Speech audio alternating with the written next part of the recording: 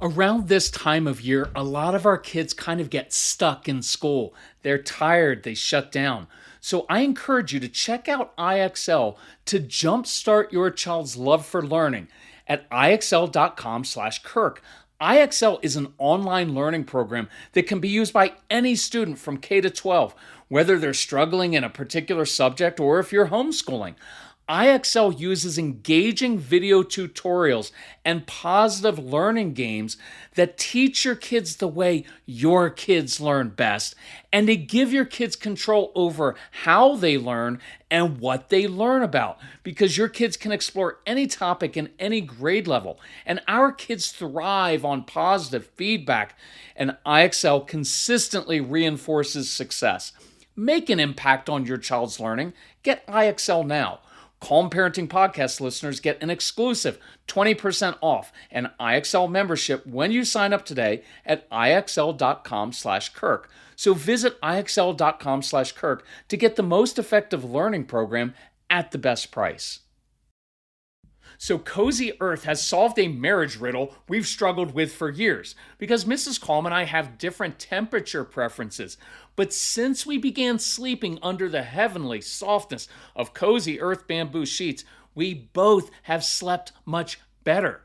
Cozy Earth bamboo sheets and pajamas, they're luxurious, but they're also temperature regulating. So we're sleeping deeper and longer. And you can get 40% off with code CALM at cozyearth.com.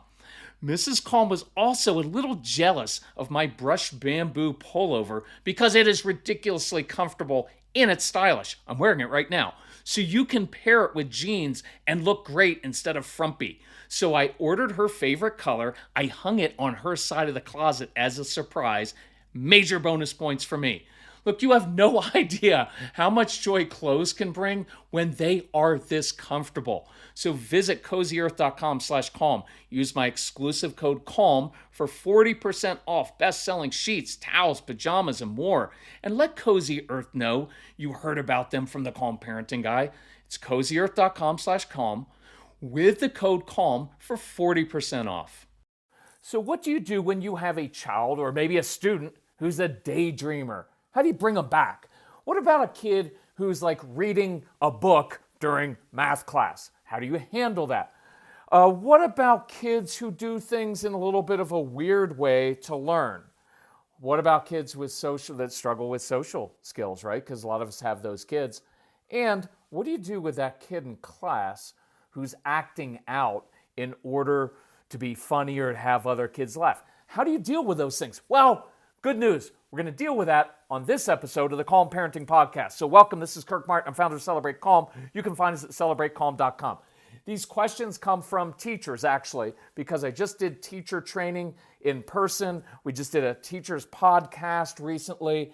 And so I got these 5 questions and I thought, I'm going to try to do a quick Q&A because teachers and parents, you're really busy. And you have these kids and they're often enigmas, right? They do weird things.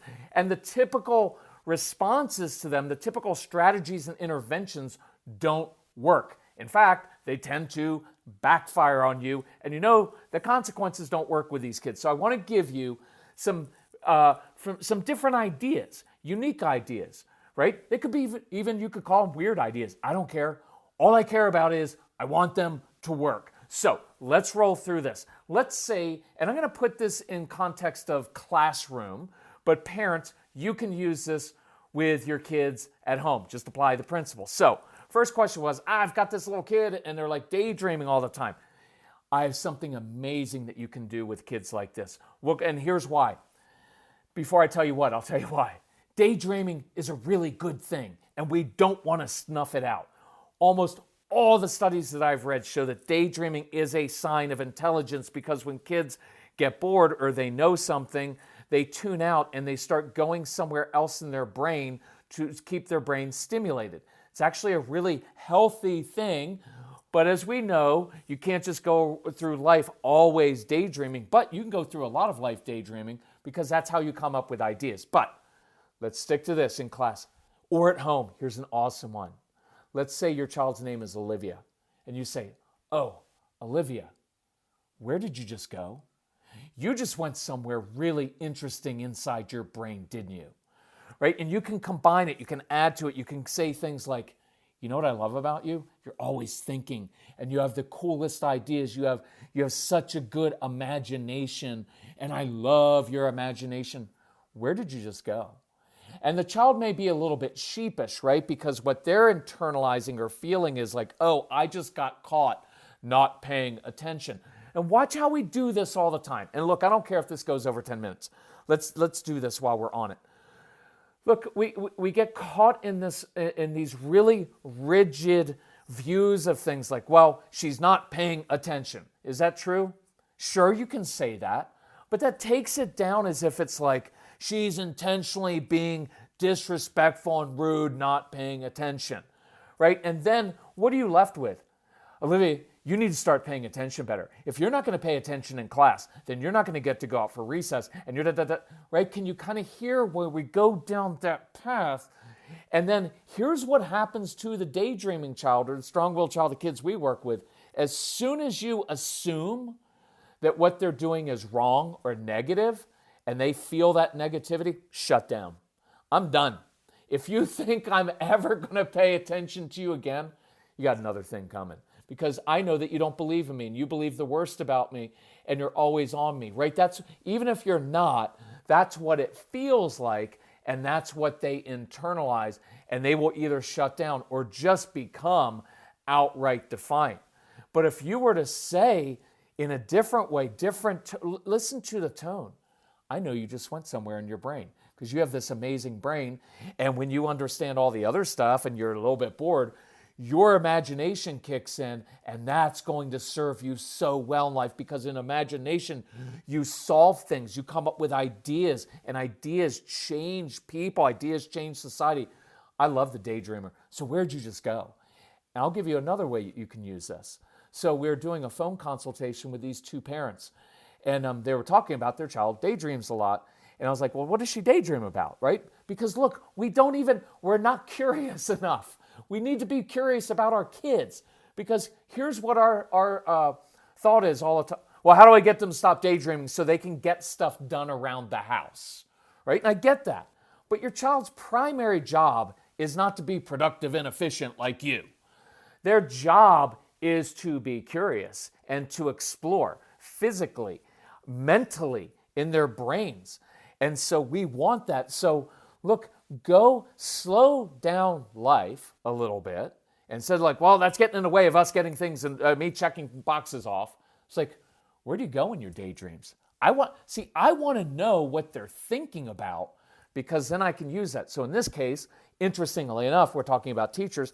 This girl, well, here's what the parents said. Well, she likes to be in control of things. Well, who doesn't? We all do, right? So she likes lining up her little dolls and teaching them. So there's a few things going on here. One is that she likes lining things up. That alignment is a way for her to bring order to her world, because I can guarantee you little daydreamers have very busy brains and they're thinking all the time, and it feels like they're not in control even of their brain at times, and sensory kids aren't in control of their body, so they try to control everything on the outside. So she likes to line things up. Oh, there's some good insight. So guess what? Next time your daughter or this child in your class is really upset, they're feeling out of control, ask them to line something up. Ask them to come and do a job for you in which they sort things, file things, put things in a certain order. Because that process of creating order on the outside creates order on the inside. Look, all of you do that too. We all do it. Many of you, when life feels like it's out of control, what do? You go to your kitchen and you clean your kitchen sink, because here's what you're thinking. I can't control my spouse, I can't control my kids, but my sink is spotless. And you go to bed like that at night, right? Because you're like, oh, at least one thing in my life is in order. So doing something physically to create order creates a certain amount of homeostasis, stability inside. So what we found out is she likes to teach her little dolls. So the parents wanted her to do chores. So here's an idea. Hey, Olivia, let's imagine one day you're going to be teaching a class, because so many teachers, when they were kids, what'd they do? They lined up dolls and they taught because it was in them. It's a gift. And so one day you're going to be teaching in a classroom If you wanted your students to sweep the floor in your classroom, how could you get them to do it? See, now you're taking out of, Olivia, you need to sweep the floor. It's time to do your chores. Have you done your chores? Have you done your chores? Now we're letting her use her brain and creativity. And who knows, maybe she'll have the kids in her classroom sweep with the broom between their legs and behind their back in a weird way, because that's how our kids do things, in a more difficult, challenging way. Why? Brain stimulation. And they want to own it themselves. They don't want to do things the way you and everybody else wants to do it. Not as efficient, but in the long run, that's the quality we want, right? How many of us as parents are like, would you jump off a bridge if your friend did it? No, right? What do you want? You want them to think independently. Only you don't when it's independent of you, because it's irritating and it's frustrating and it takes longer. But I want you to do that. And I want you to take the time and let them do it their own way sometimes, because we're trying to raise independent kids who can think for themselves and who come up with creative solutions, right? That's what you get paid for in life, is not just to follow directions. Well, I can pay someone minimum wage to do that. But if you've got someone who's got the initiative to do it differently, isn't afraid to fail, isn't afraid to push the limits a little bit, oh, that person's going to change things, start new companies, right? So anyway, that's a cool way to do it. So ask them where they just went in their brain, and don't shame them for it. Be curious about it, and then affirm them because they have such a great imagination. So Mrs. Calm told me yesterday, I wish I had begun drinking AG1 sooner. My stomach has felt so much calmer and I'm more regular. My AG1 in the morning provides some consistency I really crave. And that's one reason I love my AG1. It's an easy, healthy daily routine. No messes, no blenders. We put 1 scoop of AG1 into a bottle of water, shake it up, and start our day with 75 vitamins, probiotics, prebiotics, and whole food sourced ingredients. Check out a special offer at drinkag1.com/calm. Look, I've got more energy, better mental clarity, and AG1 supports my immune health. And that's why I've been partnering with AG1 for so long. Be an AG1 couple like us. AG1 is offering new subscribers a free $76 gift when you sign up. You'll get a welcome kit, a bottle of D3 and K2, and 5 free travel packs in your first box. So check out drinkag1.com/calm to get this offer.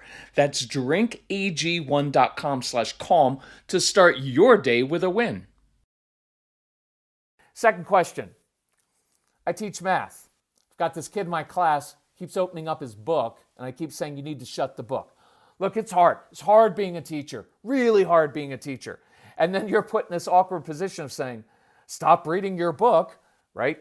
So one of 2 ways to handle this. Typically what happens is, right, we feel disrespected as a teacher or as a parent in all these situations, and then we react with a little bit of tone. Hey, Jacob, put the book away. It's math class. You are not supposed to be reading your book. And that tone, that lecturing tone is such, like, look, you don't want to be lectured either, right? None of us do. That lecturing tone is just filled with like ick and shame, and it's just constantly pounding them for what you're doing wrong, what you're doing wrong. But imagine as a teacher, you could look at that child and say, Jacob, you know what I love about you? You love to read. Man, that means you're curious. Listen, it's math class, so you need to put the book away right now. But here's what we're going to do. After we come back from lunch or after recess, I'm going to give you 3 minutes to tell the rest of the class what you're reading about, because I wish they were as curious as you, because you're always reading. See, I didn't say, well, it's okay because you have special needs. It's okay because you have ADHD. I didn't say it was okay. But my tone of voice was not lecturing.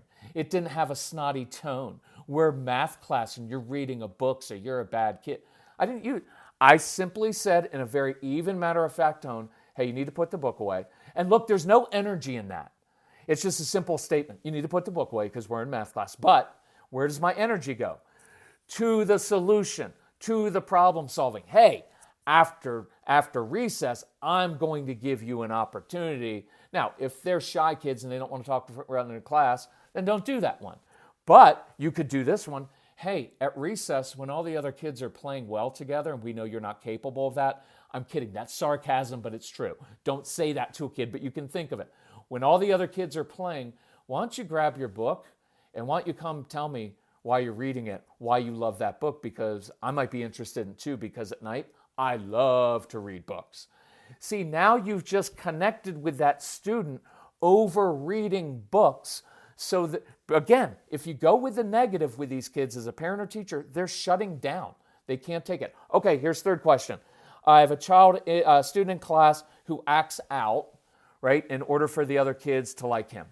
So let's realize that the base of this is a kid who probably struggles with asynchronous development, asynchronous, out of sync. Usually these kids are a little bit brighter, in some ways not always academically, doesn't always academically show that, but they're bright kids, and they tend to be kind of old souls. So who do they get along better with? Older people, or they're also socially and emotionally, they're a couple years behind. These are kids who can be outright defiant and curse you out, but then the next moment, they're going to stop and help someone who needs help. They're going to go feed homeless people, right? They're going to give away everything they have and give it to someone else who's hurting because they have really big hearts and they have very sensitive hearts, right? And so who do they get along with? If it's not older people, it's little kids and animals, because the little kids and animals don't put any pressure on them and they love them unconditionally. So, right? So who do they struggle to connect with? Kids their own age. And here's what we tell them. Hey, you're going to go to school for 12 years, and we're going to group you with only kids your own age, the very kids you struggle to connect with, so have fun, right? It's just hard. And so it makes sense to me, right? I don't get freaked out about this stuff. Let's normalize some things. I can't believe that my child or this student was acting out in class. Why can you not believe that? That is a very normal thing to do. I don't know how to make friends. Nobody plays with me out on the playground. I sit by myself in the cafeteria. I don't get invited to the class birthday parties. So what am I supposed to do as a kid, right? The normal thing is I'm going to do funny things that I think are funny, or I'm going to act out and do something bad because at least some other kids are paying attention to me. And even though they're laughing at me, it feels like they're laughing with me. Right? So you're not looking at right? One of two ways to look at that child. That's a rude, disruptive student. True, he is. That's how he's acting. But is that who he actually is? And is that his motive? No, he's desperate for other kids to like him. Right? Right? So when you start to see the child differently, it changes your tone. It doesn't change. You're not like, oh, I know you struggle. It's okay if you act out in class. So I have one of two responses for that. One is I would prefer to pull the child aside sometime and help them make friends, right? And so here's a good one. Hey, Jacob, listen, I could use your help. Next week, we're doing a new unit on reptiles. I've noticed you're really good at drawing, right? Because the teacher has noticed him doodling and drawing all the time. You're good at drawing. So I've also noticed that Jimmy over here, Jimmy's really good, likes to draw too. So at recess, if I brought some poster board outside or put it in the back of the room, could you two draw as many reptiles as you can for me? Because next week when we study, I'd love to show your work and your reptiles up on the whiteboard. It would be awesome if you could do that for me. So what have I just done now? One, I'm using the child's gifts and talents. He's good at drawing, so why not use that to my advantage, right? By the way, side note, some kids, if they're struggling with a writing assignment, don't do this every time, but once in a while say, hey, I'll give you bonus extra credit. You're really good at building stuff. We're studying ancient Rome. Could you build a replica of the Roman Colosseum or a working Roman aqueduct with water coming on? Could you do that? Because that would demonstrate to me that you understand what we're talking about. And then they wouldn't have to do that writing assignment. It's not getting them out of all writing assignments, but sometimes we create a success and use their gifts and passions. So I'm getting him to do that. I've given him a very specific task. Now at recess, instead of going outside and stealing the ball from other kids and getting in fights, he's now doing something specific and concrete that he's good at doing. I've also paired him up with another student that he may get along with. because one of the best ways to create friendships is to work on jobs together, on projects together, doing something that you both like. And as a teacher also, you could also send a note home to Jacob's parents and say, hey, I've noticed Jacob tends to get along well with Jimmy in class. Might be a good opportunity for a play date, right? That you don't have to do that, but you could do that, right? The other response sometimes, if I have a child who's acting out in class, and it's not necessarily because he's just craving friendships, he just wants that intensity. This is what I did at my house. So we had these camps in our house. So we'd have 12, 15 strong-willed kids in our house, kids on the spectrum. And there was always one kid who the first day would start swearing, right? And so at first I was like, look, if you use that kind of language in my home, you're not going to the pool today with all the other kids. And he's like, fine, I'll stay home and destroy your house, right? So it set up this power struggle. And so what I would end up doing is I would come and sit down next to the child, because I don't like facing off actually against any other human, right? It doesn't work with adults. Whenever I get an email like, well, we need to confront my sister-in-law. Well, good luck with that. Tell me when confronting another person has helped, right? The very word confront them implies that there's going to be resistance, right? So I went and sat alongside the kid and I said, listen, that whole swearing thing, not impressed. Like, I know way more swear words in a lot of different languages. I'd probably teach you a few if you wanted. But here's what I think you're really looking for. I think you're a born leader. And I think you want to be a leader in this class, but you're going about it the wrong way. Because you think that the other kids are laughing with you, but they're kind of laughing at you because you end up losing stuff. But look, I got to go start on lunch. If you want to come help me out a little bit, I can show you how to be a leader in my home, in my camp, in my class. See, that very low-key thing where you're reading the moment. I know what's going on here. Look, for parents, teachers, this is a fantastic... Look, I know what's going on here. I know what you're trying to do. Look, it's not going to work in my class. It's not going to work in my home. But here's what I think you're after. And see, the energy changes. Here's how I think you could get that, because I think you'd actually be a great leader. Hey, when you're using that tone with me, look, I get it. You're frustrated. Using that tone with me, it's just never going to work for you. But if you want to come talk to me like an adult, man, I can help you problem solve. I bet we could fix this, right? So see, now instead of reacting and getting offended and making threats, and now I've got to do this and the lecture, I don't have to do that. I'm a grown adult. I stop reacting and I problem solve with people. Here's final one. And this one was a question that related to kids who come in and the teacher noticed, like, I've got these students who are always like, you know, they stuff themselves in cubbies, and the teacher of older kids was like, yeah, mine's kind of like being in confined spaces. Good. So I've got an idea for you.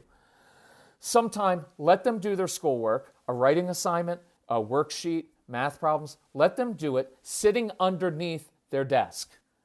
Parents, get rid of the table of death. The table of death is the homework table of death. It's the kitchen table where you stand over your child and tell them, if you would just focus, you would be done in 45 minutes instead of it taking 3 hours.